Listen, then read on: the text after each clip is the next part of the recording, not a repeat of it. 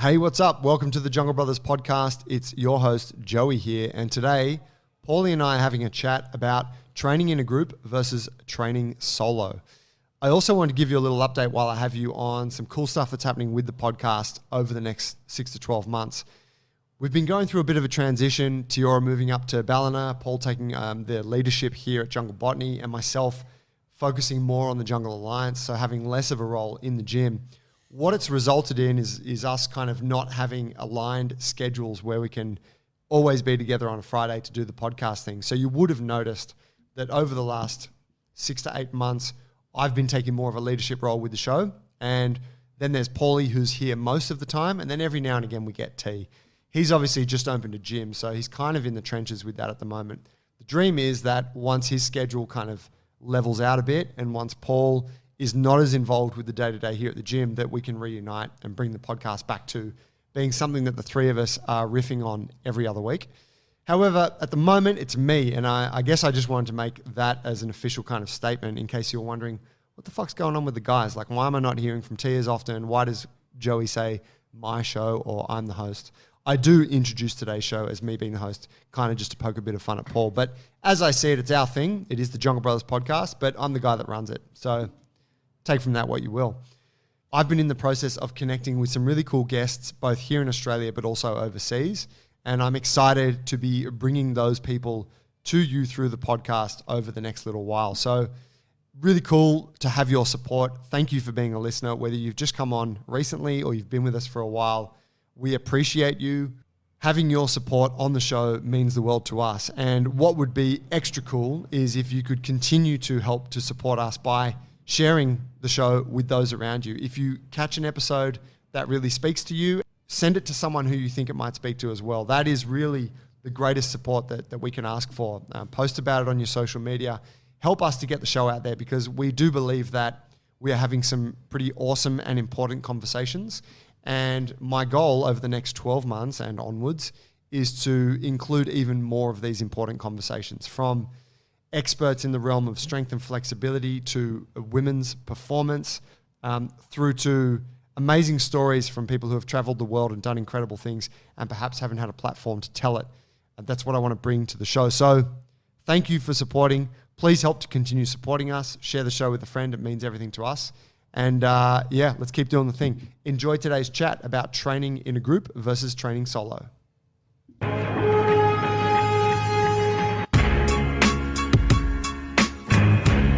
Paul Photophilia, welcome to my show.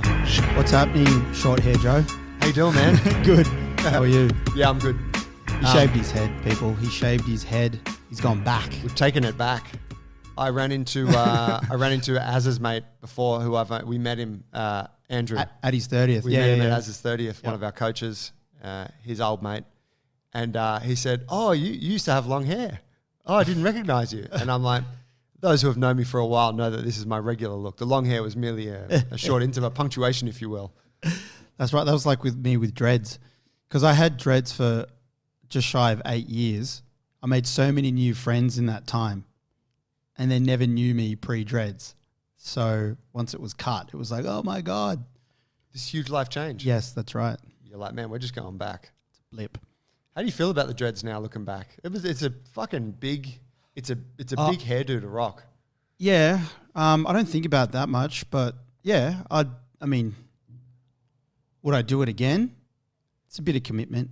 I'd like to do it actually on the top. Now that I got the sides short, I would like to grow the top and dread just the top and have the short sides, which is like a really good, perfect in between, because you don't have the inconvenience on the side of the head coming around the face. It's just a lot more, but on the top, sick. Is that like Kevin Lee? Kevin Lee's got it on the top, doesn't he? I think he does. Yeah. He ties his up heaps. I mean, I'm not really across American culture that much, but I see heaps of them. Heaps look really cool. They do the frosted tops, peroxide on the top, or heaps of dreadies on the top. It makes sense. Like if you're athletic and you're engaging in like training and combat and stuff, it's very impractical to have a full head of dreads. Yeah, for sure. As it is to have a fucking mullet, speaking from experience. any length on top, like going back to a shaved head now, I'm like, mate, this is low maintenance. Like I jump in the shower, you know what I mean? Yeah. Sweat's gone, like it just, no shampoo, none of that shit's done. So quick. Yeah. Yeah, I feel for women. I feel for women in jiu-jitsu, even here in the gym on a hot, muggy day. Yeah. They've got to manage, and obviously some of them have short hair, But for the ones that have like big, thick hair and stuff, it just looks tough. You do get used to it. They probably wouldn't notice all that much. Like when I had big dreads, people were like, what the fuck? It's a boiling hot day. And I'm like, no, it is, I got to wash it twice a week and put it in a fucking wrap and all this sort of thing. But you get used to it over time. Man, I remember it's not coming, mate. Classic photographs of you, Lion, the Witch and the Wardrobe, a film that Paul and I worked on in New Zealand back in our film industry days. Mm-hmm. It was thick back then. That was the worst stage of it, whereas in between. So it was just growing outward. Yeah, it was kind of like Sideshow Bob-esque. Yeah. And there was like a few inches of it, just frizzy afro at a stage. Because I was in New Zealand, I didn't know anyone to work the hair. Although I did go to someone while I was there up on K Road, but they didn't do a great job of it. Shout out to K Road. Shout out to K Road. but I went back to when I came back, they cleaned it up and I got through that period. But yeah, I look back at those, I'm like, fuck, that was such a mess, that hair at that time. That's how I look back at my mullet from last week. Yeah, man. But yeah, we'll see what's next for the hair. We're talking today about training in a group versus training solo.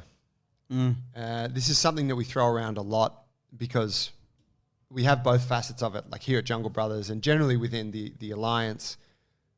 We believe that both approaches are important, though our gyms, like here, Jungle Botany, T's Gym, Jungle Ballina, and really any kind of small gym that we think is doing it the right way, has an element of group training. I think we'd both agree that group training is like the backbone of successful, like it's this melting pot of community and fun training, and also a source of inspiration and motivation for folks, and also getting some really hard work done.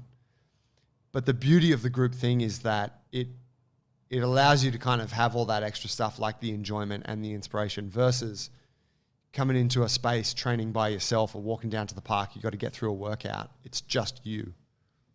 Yeah, absolutely. With that group, or even if it's just a single other person that you're training with, there is the obvious accountability factor and the enjoyment, but also, there's also the technical aspect. So having someone else's eyes on you, giving you feedback, they can see what you're doing and, give you some live feedback on that. But then there's also some training that you simply cannot do alone. So fight training, play, and basically having to react to something that's changing in front of you. And that for me is just kind of the clincher when it comes to, training alone or having someone to train with you. There's some traits of movement that you won't train if you train alone all the time. Yeah, it's a really good point. You can even, I'm sure you can identify with this when you've had clients in the past, like personal training clients, who are like, oh man, just give me a program and let me go off and do it, and then I'll come back and see you in a month or whatever. And you're like, yeah, that sounds great, cool. Because whatever, they don't live near the gym or something, it's not convenient for them to train here with us. And then you see them a month later and you're like, show me what you've been doing. And then they show you and you're like, it's dog shit. But then you realize I can't fully blame them. I gave them as much information as I could during those few hours, but I unleashed them into the wild without any eyes on them. And now this is the 1 month product of that process. In the group, even, of course, you have a coach that's there looking at you, but you have other people doing things. You can compare, what's my positioning like versus that person? Oh, wow, that girl looks like a really good deadlifter. Oh, mine doesn't look like that. Like, you talk to them, they talk, like you have this information coming in, visual and auditory. It keeps a standard, doesn't it? Versus being alone, you got no idea. Yeah, I think that example of sending a program to someone and them being alone works for a very small percentage of people, 1% of people or something like that. Those people are exceptional. I'm probably not that person, I would even say. but they're really, involved in their training. They're really aware of what's going on. They're probably looking deeper into it beyond what you've told them. So yeah, I definitely, especially when you're an inexperienced trainer, person in their kind of movement training career, for lack of a better word, group training is you just get a lot more out of it. I want to ask you, do you still send programs to people? Less and less. Yeah. I thought so. Yeah, it would be rare. Yeah, I think I liked the idea of it a while ago, because you're like, I can kind of work with someone remotely and it just, if I look back, sort of the data showed that it was largely unsuccessful. Most people didn't stick with it for a long time. They weren't getting the results from it. Yeah, the rare exceptional, like the few exceptional individuals did, but on the whole, no. And it depends on what they're trying to achieve, I suppose, as well, what their goals are. But it's hard to beat face to face. It is. Yeah, probably the only compromise that I have with that now is I'm happy to get you started on something, and then I will insist that we do however many sessions we need to for me to feel confident that you're doing it right. And then I want to catch up every month at least. Sure. And, and I only do that with a few people, but it works quite well because they're generally the ones that are pretty self-motivated. Yep. And the fact that we started well and that I see them every 4 weeks doesn't let them get too far away, veer off track too much. Yeah. And doesn't say it don't work. I was just thinking about some of the people in the movement game and some of the coaches here that take programs from some of those high level movement experts, and they're not doing one-on-ones at all, even at the start face-to-face, but they engage in a rigorous screening process where there's a lot of footage that needs to be submitted and approved before they even start training. And they're trying to bridge that gap. They're trying to solve that problem that we're talking about. And really it's a selection process throughout, because it's so hardcore. Like, for instance, Dylan, who's grabbing a program working with Harry Williams. Don't know him very well, but I've seen his Insta, and he's a high level guy. Is he? No, he's a legend. He actually I spoke with him yesterday. Oh, okay. Right. He's going to come on the show soon. Oh, mad. Okay.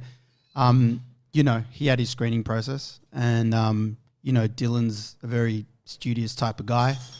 He's in there, he's filming it, he's doing the best he can with every rep, as he always does. Action man. Yeah, and he just got knocked back mostly all of his movements. But the beautiful thing, and we've seen that before with other people who have got these online programs who are these gurus that have just not supported people so much when they've knocked them back. But his knockbacks came with paragraphs and paragraphs of information.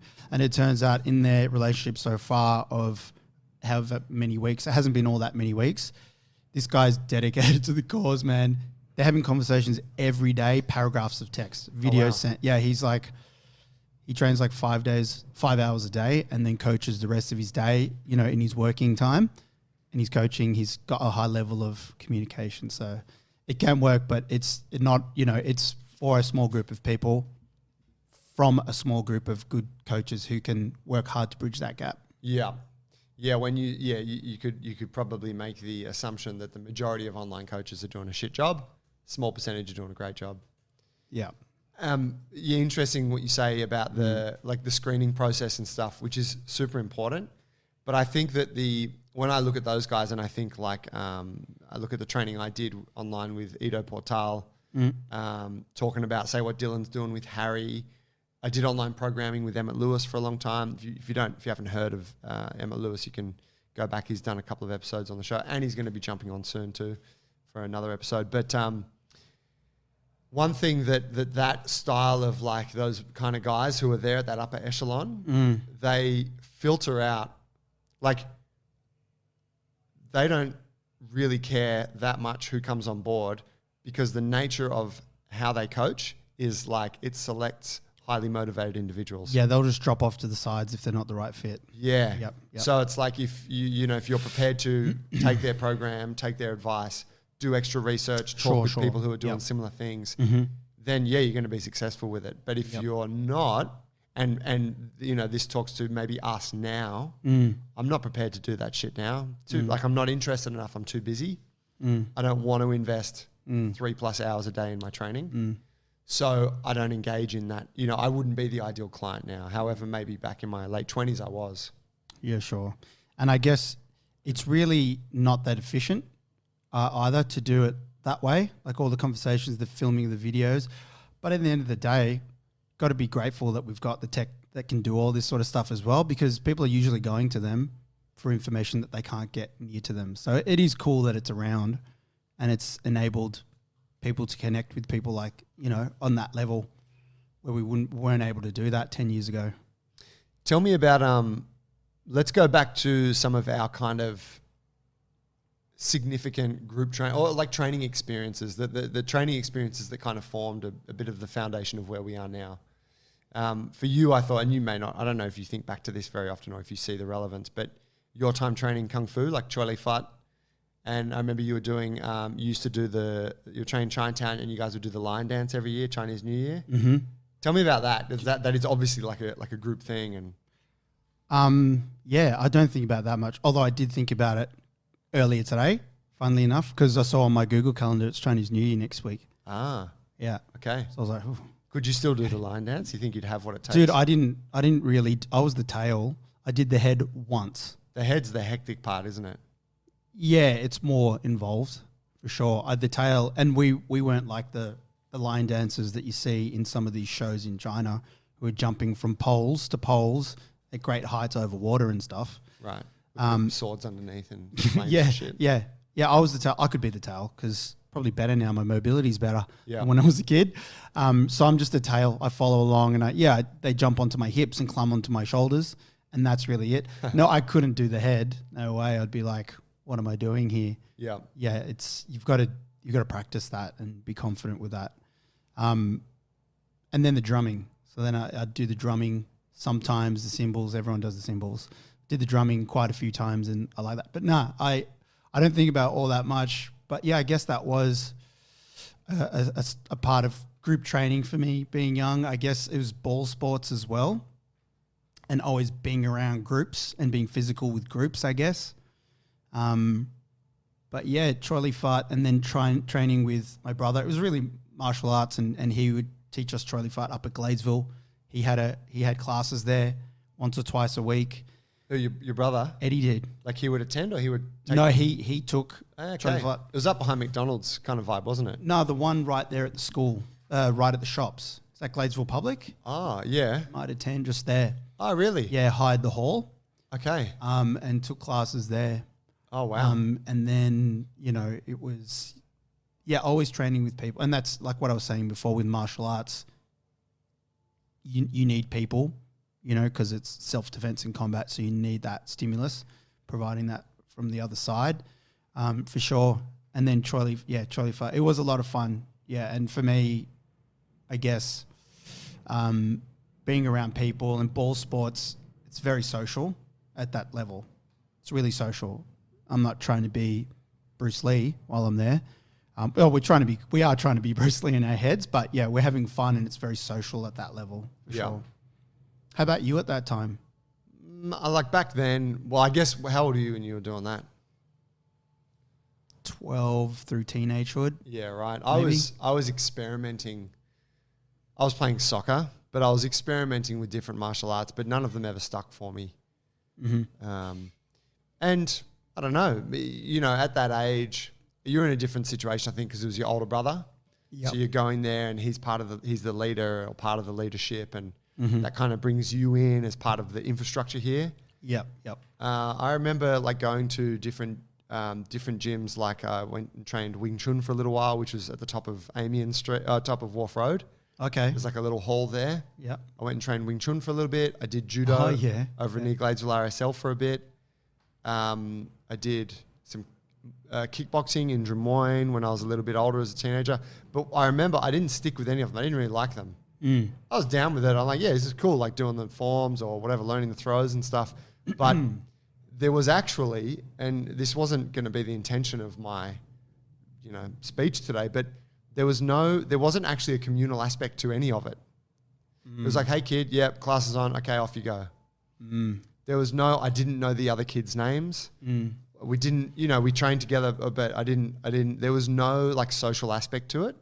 So to leave was really easy because I wasn't entrenched in it in any way, even though I might have done Wing Chun for, 4 months or 6 months. Yeah. Do you know what I mean? Yeah. Whereas you show up at soccer practice, you know everyone in your team, coach gives you a hard time, joking around, doing the drills. Yes. Like there's actually a bit of banter there, even at that young age. Yeah. There is a communal aspect to it. So I guess part of it is like, it seems that when you're young, training is usually in a group style. Like you're not going to go and train yourself.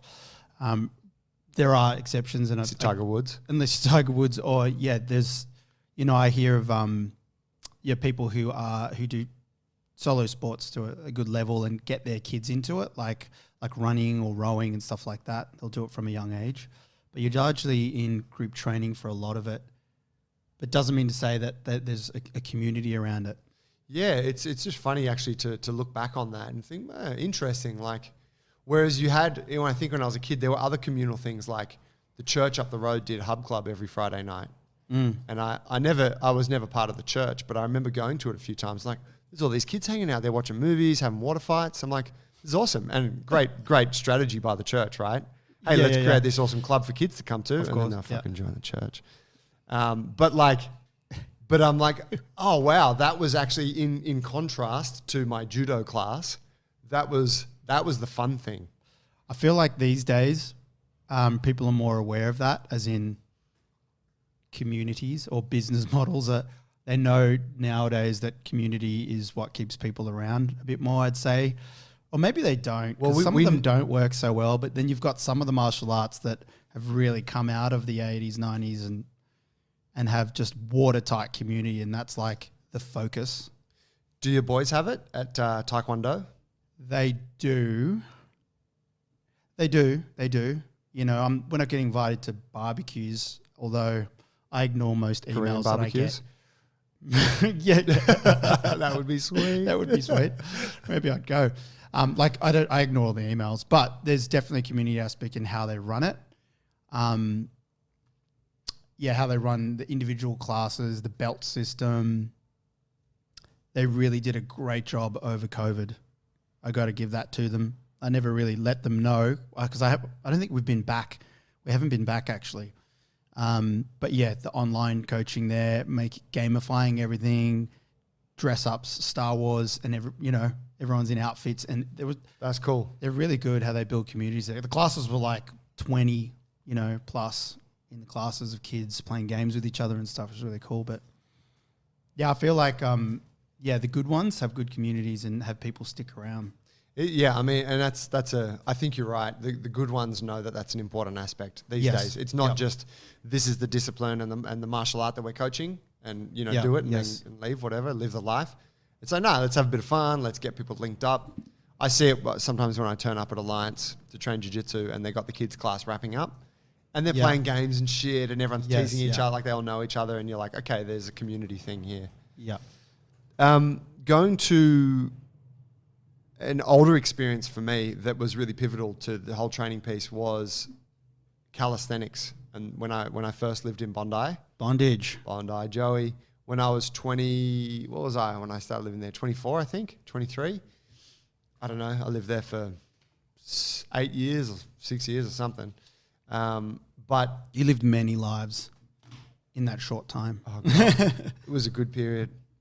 But I found myself, there's the outdoor gym at Bondi, which is famous amongst Sydney-siders. I'm pretty sure it's famous worldwide. It probably is. It's a pretty special place and it's very photographed. It's very iconic, Sydney, Bondi. Yeah, Opera super House. Bondi. And then for calisthenics people, it's just one of those places on the map, isn't it? Exactly.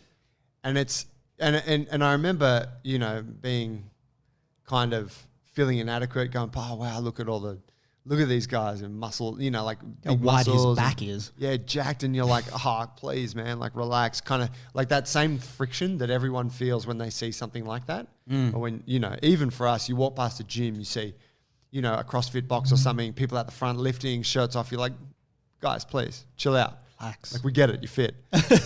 But it's cool. Like it's what we do too, right? Yeah. And you're actually not trying to project that.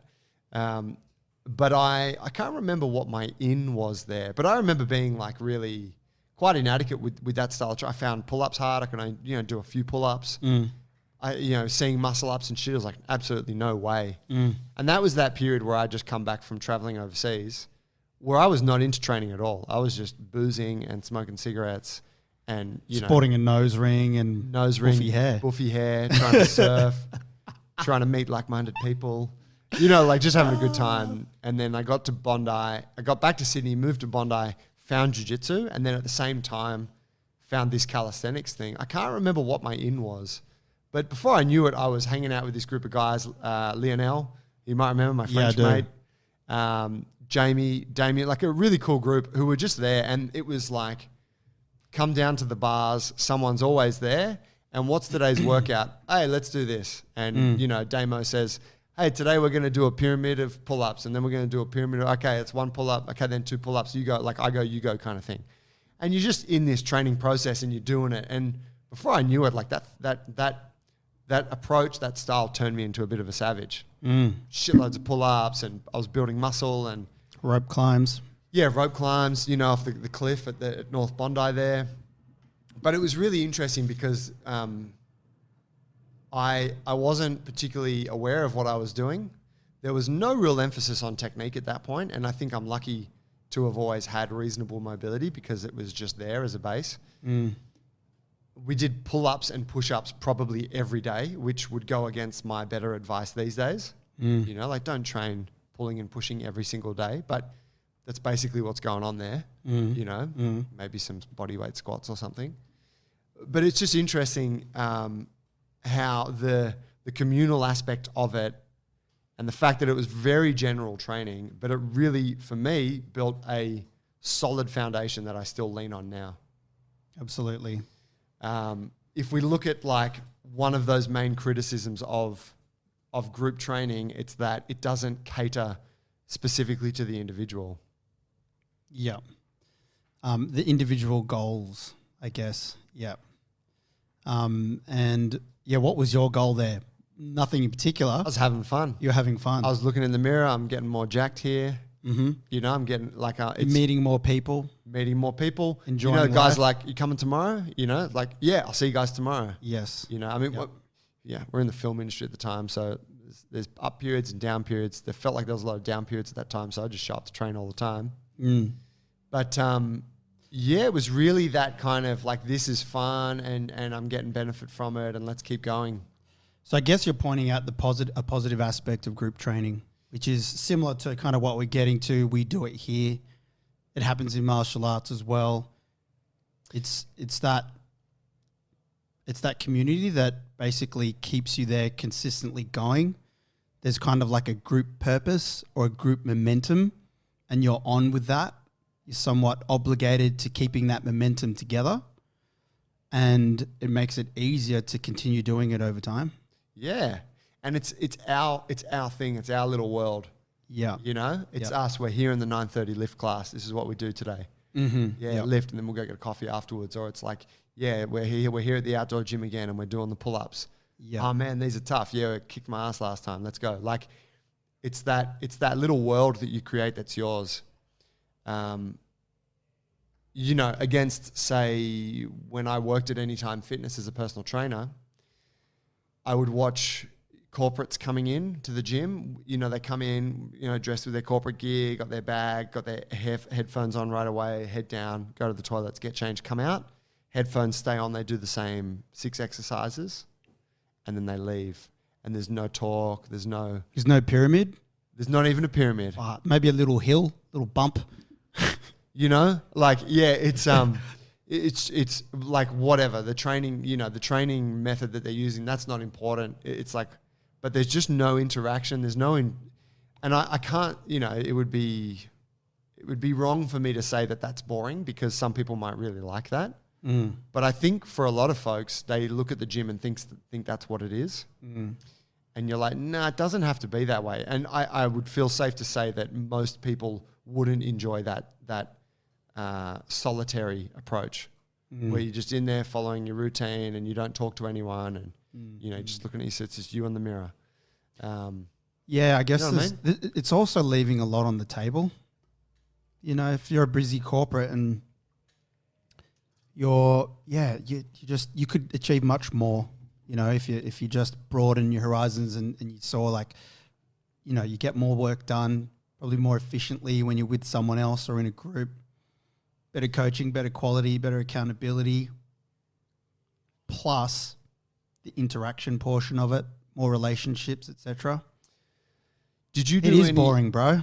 Oh, it's I'll say it if you boring. don't want to say it. It's boring. But you know, actually, I was thinking about it. So Tuesdays and Thursdays I work from home, and I don't always train both of those days because I train 3 days here. I try to do a fourth day, by myself. But yesterday I trained at home, and it was a slow session, and I was a little bit distracted. We had a couple of things get delivered. My neighbor was cutting the lawn. He wanted to have a chat. Like, all right, I'll have a chat. Oh, fuck it, man. I don't have time for you today, Paul. No, lovely fella. Thanks for listening to the show, Paul. It was, you know, and it's cool. It's me in the garage, and I filmed a bit of content at the same time. And You got a garage there? Yeah, I got a little garage. Yeah. You remember the driveway? Oh, yeah. I didn't see in there. Might have been, it would have been closed. There was like a pile of bags of soil. Yeah. And maybe some sugarcane mulch. Yep. That's right. I didn't see the door. I I walked past and I was like, oh, Joe's got some work to do. Yeah. He's been working. Oh, that's a sick garage actually because it's like below level rolling onto the driveway. That'd be a sick little gym. It's a really good one. It's low. Yeah. No, it's high ceiling. Oh. Yeah. It's way higher than it needs to be. We can't do shit in the roof though because it's asbestos. So it's so you just don't fuck with it for now. No kipping muscle ups there. Nah, no rope climbs. But I like a bit of that. I do like to have a bit of that training by myself. There's like a lone wolf kind of aspect to it where you're like, yeah, I'm in here grinding, doing my thing. But I couldn't do that, 4 days a week all the time. Like I the other days, the majority of my training, I come in here and I train either, I train with my bulletproof guys. It's a little small group we have in the morning, which really helps me get through it because there's 4 other people turning up. We're doing it together. Or I'm jumping in on a Friday afternoon session and you and some of the other coaches are training and we're all doing our own thing, but like alongside each other. Yes, yep. So I do, I get that lone wolf thing. And I think that like social media, like if you follow any kind of like bodybuilding-esque kind of accounts, it really pushes that where it's like you and your earphones and the mirror and it's like, I'm in here grinding. I'm getting this work. Yeah. And I think for a lot of young people, they look at that and go, I want that too. The reality is it's not that much fun for everybody. Some people love it. Yeah, I hear what you're saying. I'm sure you have a bit of that. You go to the park maybe sometimes, doing your handstands and mobility where it's like it's just me and the pavement right now. Yeah. And I think we were talking before the show, just generally about this topic. I definitely think that it's not one versus the other, like one or the other. I think a mixture of it is definitely good. I have those sessions where it's on my own. It's not usually because I have designed it that way, but you often need to get the work done or you want to move and you're trying to fit it in or whatever that is, or you want to go outside. And but I do enjoy it when it's there for sure. It's just that when it comes to, and I was thinking as you were talking about your lone wolf, like it would probably matter between the types of training as well, or like how intense a particular session is, and having that partnership when you're doing high intensity work and you need that motivation, versus some, less intense something, like even running. I'd probably like, and when I think of running, obviously that's the cardio aspect, endurance. For a lot of people, running is meditative. That's why they like doing it repetitively and they go the headphones. Like that makes sense to me. I've run with people before. It's a bit awkward. You talk for a little bit and then it's just focusing because you're fucking passing that 5K mark. Yeah. That makes sense to run alone. But definitely when it comes to, more intense work, I like to do that, with people. Yeah, where I can. It's a good observation. That meditative aspect of it is the only place I could ever run was when I lived at Bondi, because you could run on the coastal walk and there's just heaps of people to look at. Babes. Take what you want from that, guys. There's heaps of eye Not much candy. running going it's on. Fucking excellent. You're stopping and No, starting you're on constantly the running stairs. because you're like trying to show the babes how well you run. Check this form. You know what I mean? But I was never the lone wolf runner. But you do see, people who love running. It can be a very cycling. Yeah, solitary thing. It's me. It's on a bush trail, whatever. And I think that's cool and it makes sense. Yeah. But yeah, there's the mix. The mix is nice. I think it like say what goes on here at the gym. We're always trying to, because we kind of lead with it's a class thing. Come and train in these small groups. Yep. You get a lot of people that want to train in small groups, but then we don't want people to be exclusively that. So then it's like also trying to educate them to, hey, you should do a little bit of stuff by yourself, even if it's just before or after class for 15 minutes. Or maybe you come in 1 or 2 days a week and do your own thing. When you're on holidays, do what you've learned in class. That's right. It's definitely more beneficial for the person who's in their first years of training. You put it that way. For the beginner, there's way much more to gain having people around when you're training than not. Yeah. Yeah. I feel like it's been kind of, if you look at the success of F45 and these other small kind of franchise operations that are all based around groups, that kind of speaks to that, doesn't it? Like people are realizing this is a way more fun way to train. We are not advocating for F45, just to be extremely fucking clear right now. Training methodology is whack. However, the format, you're like, people come in, they do the thing. There's some glue there. There's something that's keeping you in.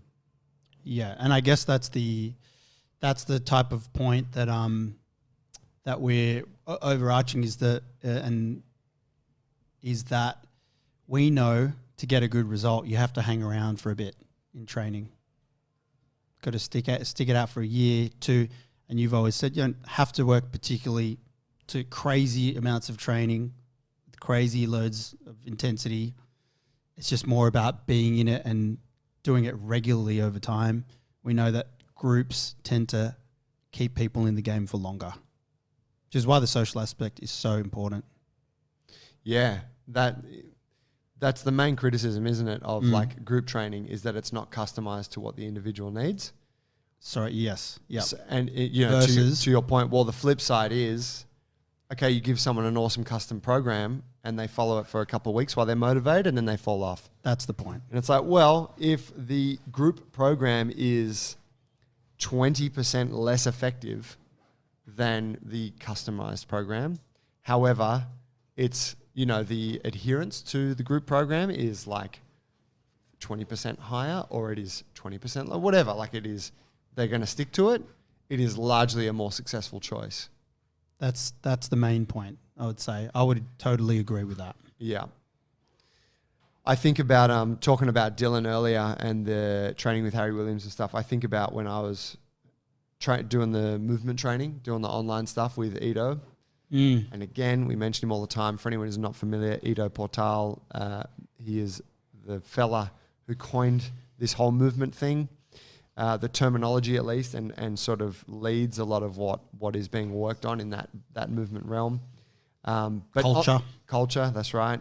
But yeah, online training with him, similar to what was saying that Dylan's going through. It's like many hours of training per day, not a huge amount of support, though you're just dumped with this huge training load. And I look back at that, and for ages, I was just training by myself. You're just trying to make time to squeeze in this 4 hours or whatever of training, or 5 hours of training you have to get done per day, often multiple sessions. And there's something cool about it. It's that lone wolf thing where you're like, man, I'm in here grinding, getting this work. But you kind of end up just separating yourself from everyone because you're so fixated on the training you have to get done that you don't make space for, there's very little space for socializing. There's very little space for spontaneity. There's very little space for jumping into a class. Oh, what are we doing? We're doing some lifting today? Yeah, go on. Lifting is good. It's like, no, it's not in my program. it becomes a very restrictive approach to training. And I think that like, if I look at what I see online from a lot of the movement community, I see a lot of people doing this stuff by themselves, and it's like, is that really what you got into this for? That's what it makes me think. I think they're trying to get into groups, but they're spread and they're a minority, I guess. You know, there's not that many people practicing. There's more and more, but they're trying to get into groups. I look at Marco and the team and your friends who used to live around, and they're trying to stay in classes, but it's not the easiest type of training for people to get into, like as in general population. So it doesn't really take that to everyone, especially because it looks so different to what people think fitness is by and large, especially in Sydney. Yeah, I agree. There is an aspect of it where they definitely want to be with groups, and there's a lot of movement. Yeah. Definitely, yeah. Every opportunity we had to get together, you would take it. Totally. And people, you know, and you'd all train and whatever, working on maybe sometimes similar things, often different things. But that whole communal aspect was there. However, it was so scarce. And most of the time you're doing it by yourself. I don't know. It's just, it's interesting because there's one of the claims with that style of training is that it's like some kind of, it's almost spoken about as if it's some kind of portal into a higher state of humanity. It's like this is you finding your greatest physical expression, and this is what being a human is about and whatnot.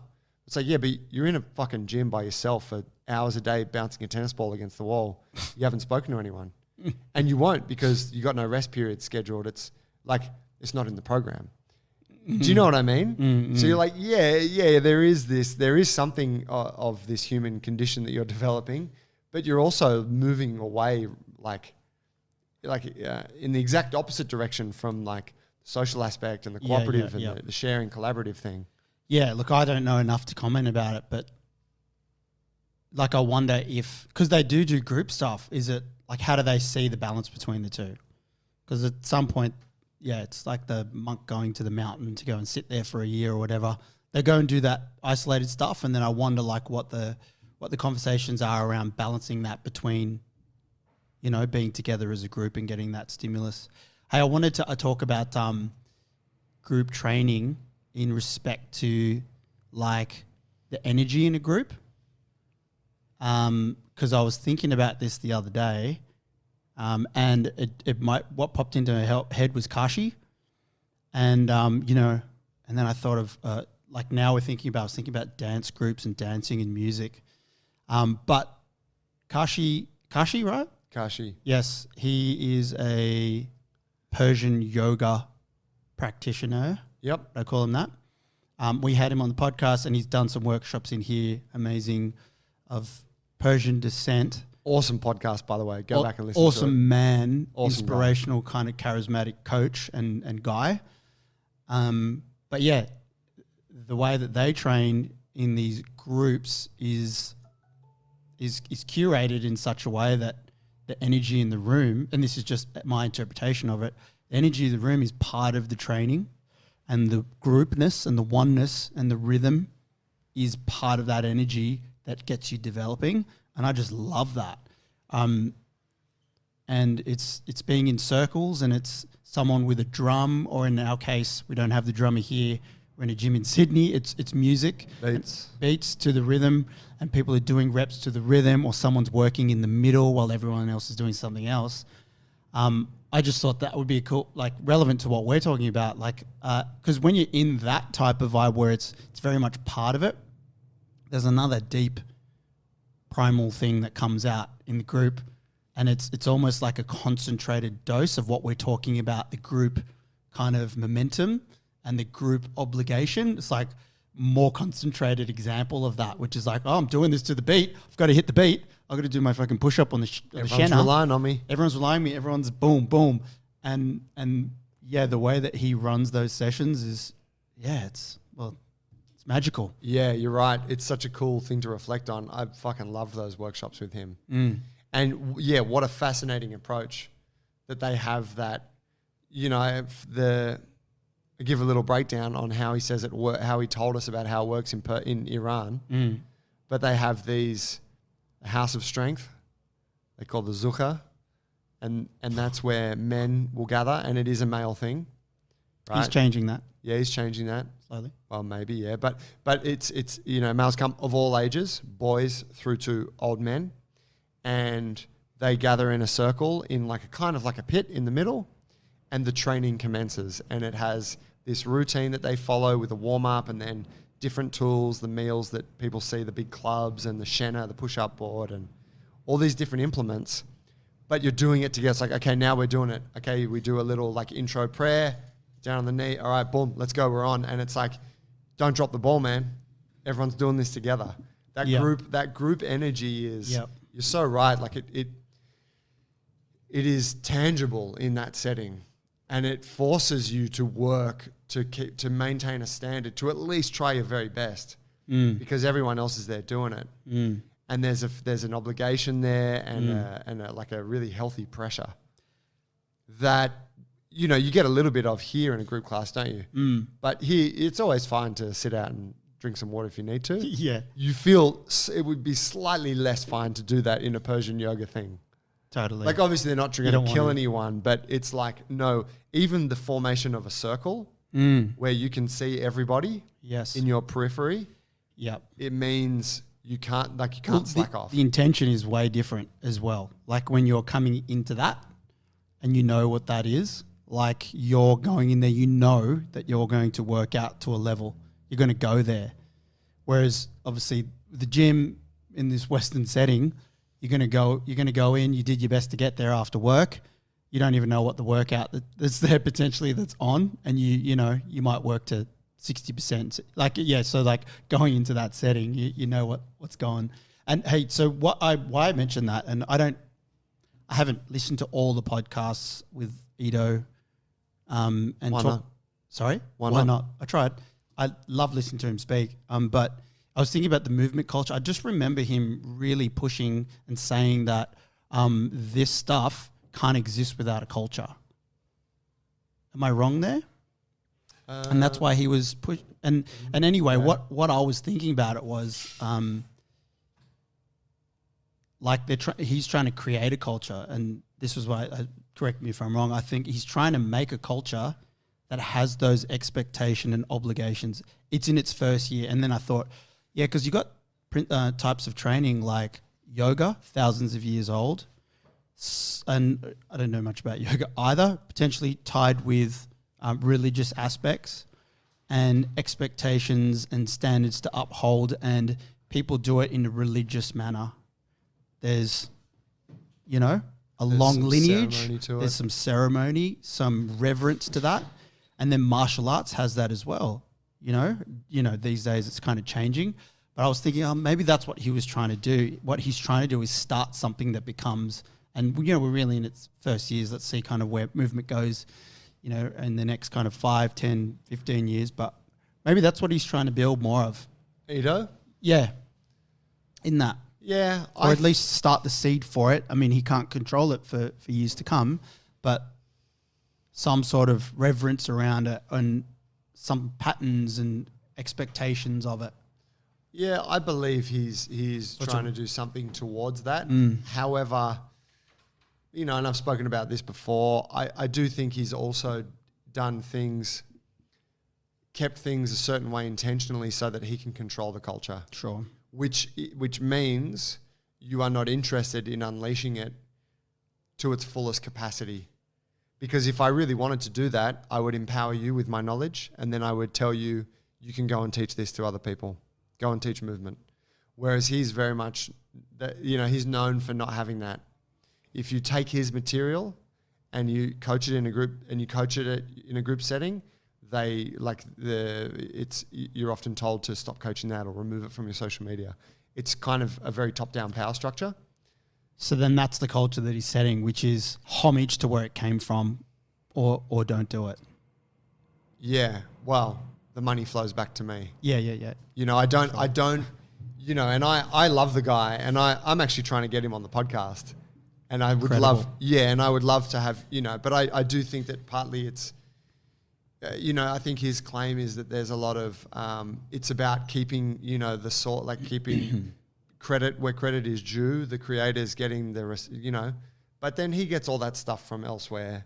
Like everything comes from elsewhere. All of this information regarding physical development, it all goes back infinitely to somebody else. So it's just information. It's just stuff that you can choose to share or not. I think if he was trying to start a wildfire with this culture of his, he could go about it in an easier way. But whatever, like it is a culture and it is his culture. And in a sense that maintains a standard, doesn't it? And fuck, I mean, we're not, and I say you run the gym here now, you and Dylan are at the helm of this thing.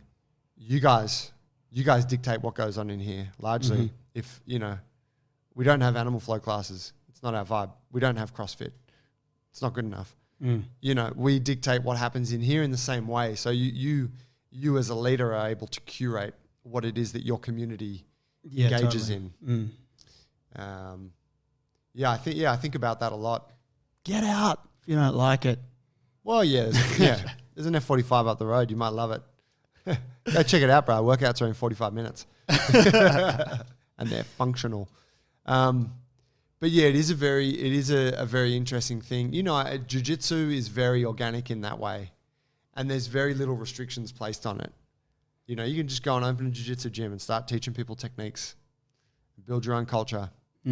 And the community has a way of regulating, there's a reputation attached to what belt rank people have and are they any good? Who did they come up through? And, what's that gym like? Are they doing good stuff? All of the warm-ups suck, but, the gyms are cool. But, there's... that to me seems like almost like a community or a culture where practitioners have been almost given the permission to go and start this wildfire. Oh, jiu-jitsu? Yeah. Yep. Which is why you see it as one of the most preeminent martial arts across the globe. Whereas I don't know any movement gyms. There's a handful. We know them all. We could count them all on two hands. It's a fascinating thing to think about. Yeah. I guess relevant to us with the Alliance too, right? We want to empower people to go and, take our information and go and put that in their hands so that they can carve their own path and build an amazing gym and then, start to incorporate new things and contribute that back to the Alliance, and there can be this evolution of the methodology. But there has to be standards within that, and we have to make sure that there's no, that bullshit is squashed out. Because when you give something the ability to flourish in that way, there are going to be mistakes and deviations from the standard and from the ideals and the principles. Yeah, that's going to be interesting when it unfolds. This conversation will be very relevant. Yeah, absolutely.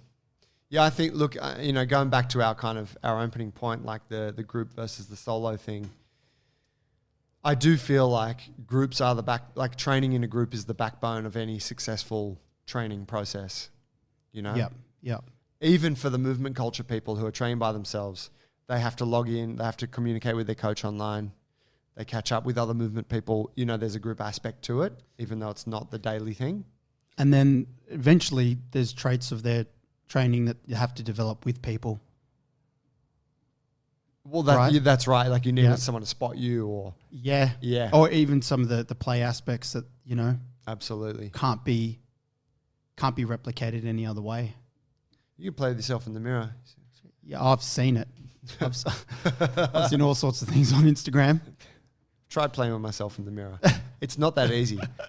But yeah, there's the group thing is like I think it's so important. And I think that for anyone that, it is setting out as someone that does want to create their own training space, build their own gym or have a group at the park or whatever it is, do that group thing, but then understand that that is the foundation.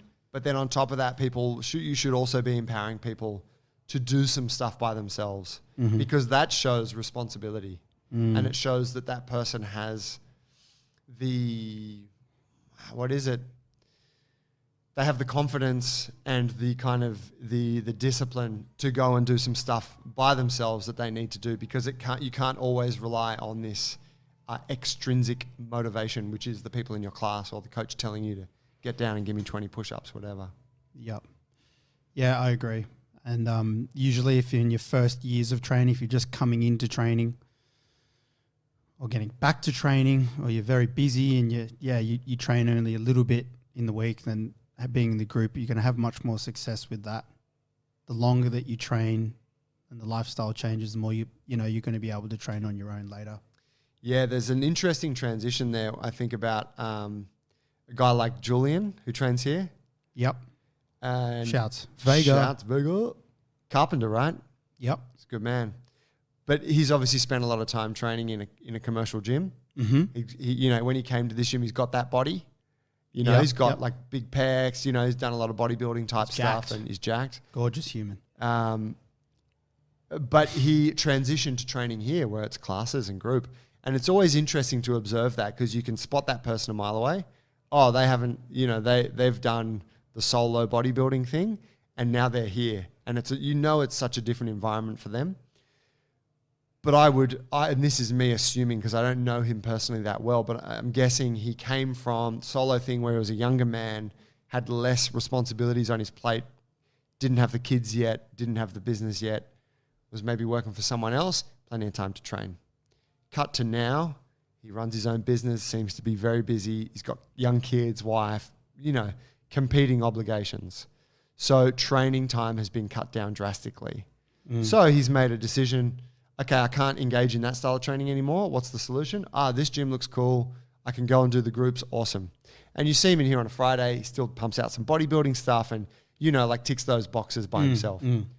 I think that's fucking marvelous, because that transition is really awkward for most people, and it usually stops people from training. Yeah, totally. There's so many 20-year-old guys in the gym getting buff, and then they get a job and they get a family and all that shit in their 30s, and they go, I can't train anymore.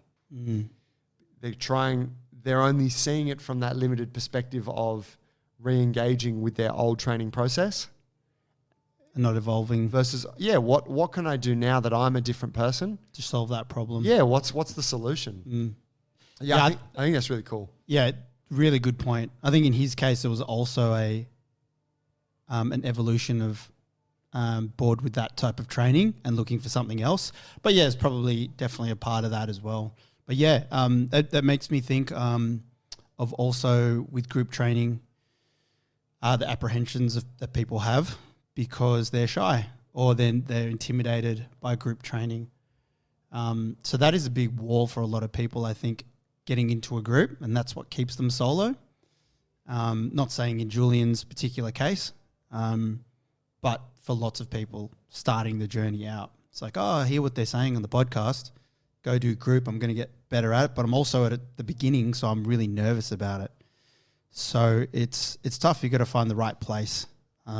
Obviously, I'm biased, but we have, we do our best to onboard people, keep it inclusive from the get-go, and empower them with the knowledge and say our foundation program that gives them the confidence to go out. And a lot of that during that onboarding process, you're having conversations and, if I'm doing a foundation program and I can see their training age, because there's a deep questionnaire in there about training history, etc., then I'm having that conversation with them, where to start, how to get going, maybe, they're like, a lot of people like to stick to the quieter classes until they build their confidence and that sort of thing. So yeah, it's tough for some people going into groups, just about finding the right one. Yeah, you would make the point that, like, for someone that is a bit apprehensive about that, tell the gym owner or the coach that you're talking to, say, hey, I feel a bit nervous about this. And if they're any good, they will have a solution for your apprehension. Totally. As in, I totally understand. We deal with this quite often. We have this intro program, or we have one-to-one that we can, exactly. That's perfectly designed to step you through so that by the time you get to classes, you feel confident. Totally. And if the gym kind of doesn't have that and they don't really know how to address your concern, then that's a mad red flag. Get the fuck out. Because it's absolutely a big thing, isn't it? For people who aren't so whatever. Maybe they're not confident about where they're at personally. Maybe they don't like big groups. Maybe they're not particularly social. Whatever it is, you know. Maybe they're just scared that they're going to underperform. Maybe they've got training experience. Those things. Yeah, all of those things. Yeah, it's such a great point. I mean, we kind of take it for granted because we've always done that here. We have this intro process. T's always done it. He obviously does it now at his gym. But there's a lot of gyms out there, I think, that still don't do it. I don't know if you go to F45 if they have an introductory program. I think it's like jump into a class. Do they have PT there? I don't think so. Mm. I mean, I don't really know, but hey, this week that'd be shit ones if they did. Probably. A new guy came in this week. His name is Tomas. Real nice guy. Tomas. Polish guy. I'm doing his foundation. He's got one more left. He's a champion. But it's actually that story like Julian's, but even more to the point. This guy came in. He's jacked, and he's been training solo for the longest time. Can do, he hasn't been training lately, but he could do 60-second handstand. He's got muscle ups. Haven't seen his levers and stuff. He's across the movement stuff. Turns out that him and I were both at Wollongong at Ito's Corset. Oh, wow. Years ago. Okay. He met Rod Cooper there. He's been going to Rod's. He's gone up a couple of times over the years, got some programming off him just for workshops and stuff, but largely just training alone. And damn, he's disciplined, trains on his own. He's gone a long way, Really humble guy though. And, you see that person from the outside and you're like, what are we going to do for him? Or what does he actually want from here? But he's exactly that guy where he's evolved.